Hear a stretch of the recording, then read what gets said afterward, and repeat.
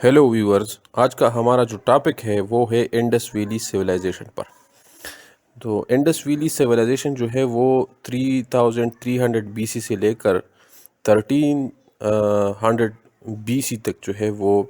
Indian سب continent میں جو ہے وہ انڈس ویلی سویلائزیشن جو ہے وہ ڈیولپڈ ہوئی۔ جیسے کہ آپ یہ تصویروں میں پکچرز میں دیکھ سکتے ہیں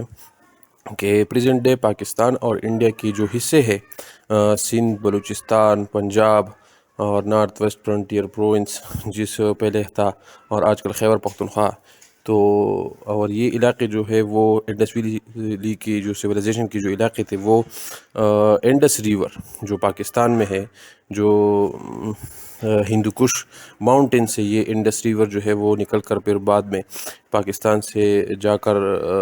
عربین سی تک جاتا ہے، انڈین اوشن تک۔ تو اس کے ارد گرد جو سویلائزیشن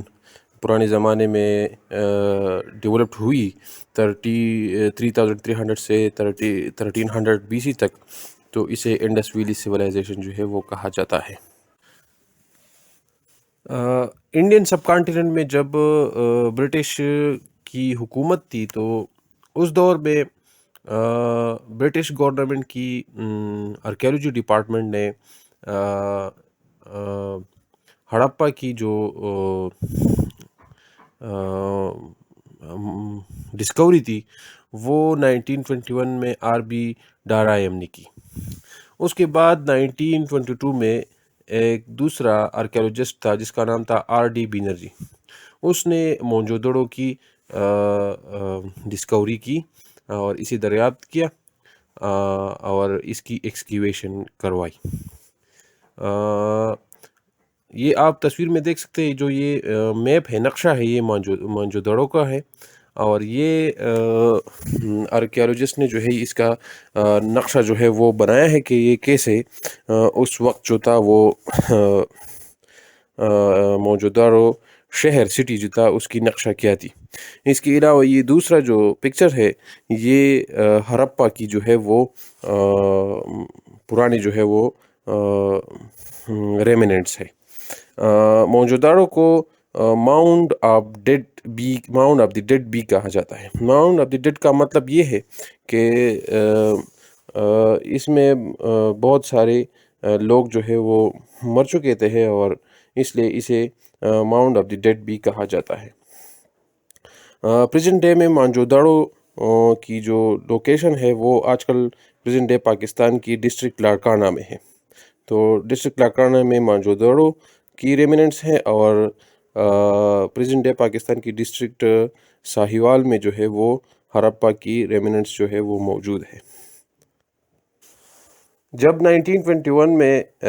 ہڑپا کی ڈسکوری آر بی ڈارائم اور 1922 میں آر بی بینرجی نے موہنجودڑو کی ڈسکوری کی، تو اس کے بعد انڈین سب کانٹیننٹ میں جو برٹش کی حکومت تھی اس کی آرکیالوجیکل ڈپارٹمنٹ کا جو ڈائریکٹر جنرل تھا اس کا نام تھا سر جان مارشل۔ تو سر جان مارشل نے جو ہے وہ بذات خود اس کی جو ہے نگرانی اس نے اپنے ہاتھوں میں لے لی، اور باقی جو جتنے بھی اس کی جو ریمیننٹس تھے اس کی جو ایکسکیویشن تھی، ڈسکوری تھی، اس نے سر جان مارشل نے خود بذات خود کروائی۔ اور اس انڈین سویلائزیشن میں موہنجودڑو اور ہڑپا پر اور دیگر جو آس پاس جو جتنے بھی ریمیننٹس تھے انڈس ویلی سویلائزیشن کی، اس پر جو ہے انہوں نے 3 کتابیں لکھی۔ یہ جو تصویر ہے یہ بیچ میں یہ سر جان مارشل کی تصویر ہے، تو اس نے انڈس ویلی سویلائزیشن پر جو ہے وہ 3 کتابیں جو ہے وہ لکھی ہے۔ اس کے علاوہ انڈس ویلی سویلائزیشن کی صرف